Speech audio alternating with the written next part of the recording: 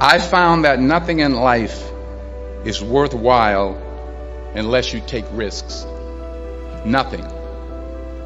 Nelson Mandela said, "There is no passion to be found playing small and settling for a life that's less than the one you're capable of living." Now, I'm sure in your experiences in school and applying to college and picking your major and deciding what you want to do with life, I'm sure people have told you to make sure you have something to fall back on. Make sure you got something to fall back on, honey. But I never understood that concept, having something to fall back on. If I'm going to fall, I don't want to fall back on anything. I want to fall forward. I figure at least this way I'll see what I'm going to hit. Reggie Jackson struck out 2,600 times in his career, the most in the history of baseball. But you don't hear about the strikeouts. People remember the home runs. Thomas Edison conducted 1,000 failed experiments. Did you know that? I didn't know that. Because the 1,001st was the light bulb. Fall forward. Every failed experiment is one step closer to success. You've got to take risks, and I'm sure you've probably heard that before, but I want to talk to you about why that's so important. You will fail at some point in your life. Accept it. You will lose. You will embarrass yourself. Embrace it, because it's inevitable. In the acting business, you fail all the time. Early on in my career, I auditioned for a part in a Broadway musical. Perfect role for me, I thought, except for the fact that I can't sing. So I didn't get the job. But here's the thing. I didn't quit. I didn't fall back. I walked out of there to prepare for the next audition, and the next audition, and the next audition. I prayed. I prayed. And I prayed. But I continued to fail and fail. But it didn't matter, because you know what? There's an old saying, you hang around the barbershop long enough, sooner or later you're going to get a haircut. So you will catch a break, and I did catch a break. Last year, I did a play called Fences on Broadway. And I didn't have to sing, by the way. But here's the kicker. It was at the Court Theater. It was at the same theater that I failed that first audition 30 years prior. The point is, every graduate here today has the training and the talent to succeed. But do you have the guts to fail? Here's my second point about failure. If you don't fail, you're not even trying.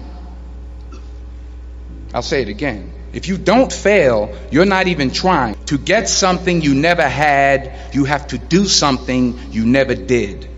Imagine you're on your deathbed, and standing around your deathbed are the ghosts representing your unfulfilled potential. The ghost of the ideas you never acted on. The ghost of the talents you didn't use. And they're standing around your bed, angry, disappointed, and upset. They say, we came to you because you could have brought us to life, they say. And now we have to go to the grave together. So I ask you today, how many ghosts are going to be around your bed when your time comes? I just got back from South Africa. It's a beautiful country, but there are places there with terrible poverty that need help. And Africa is just the tip of the iceberg. The Middle East needs your help. Japan needs your help. Alabama needs your help. Tennessee needs your help. Louisiana needs your help. Philadelphia needs your help. The world needs a lot, and we need it from you. We really do. We need it from you young people. I mean, I'm not speaking for the rest of us up here, but I know I'm getting a little grayer. We need it from you, the young people, because remember this. So you got to get out there. You got to give it everything you got, whether it's your time, your talent, your prayers, or your treasures. The question is, what are you going to do with what you have? I'm not talking about how much you have. Some of you are business majors. Some of you are theologians, nurses, sociologists. Some of you have money. Some of you have patience. Some of you have kindness. Some of you have love. Some of you have the gift of long suffering. Whatever it is, whatever your gift is, what are you going to do with what you have. All right, now here's my last point about failure. Sometimes it's the best way to figure out where you're going. Your life will never be a straight path. I began at Fordham University as a pre-med student. I couldn't read it, I couldn't say it, I sure couldn't pass it. Then I decided to go into pre-law, then journalism.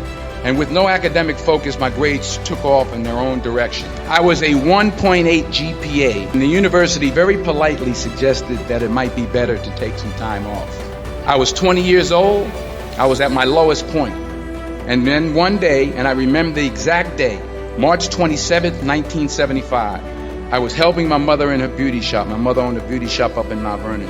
And there was this older woman who was considered one of the elders in the town. And I didn't know her personally, but I was looking in the mirror, and every time I looked at the mirror, I could see her behind me, and she was staring at me. She just kept looking at me. Every time I looked at her, she kept giving me these strange looks.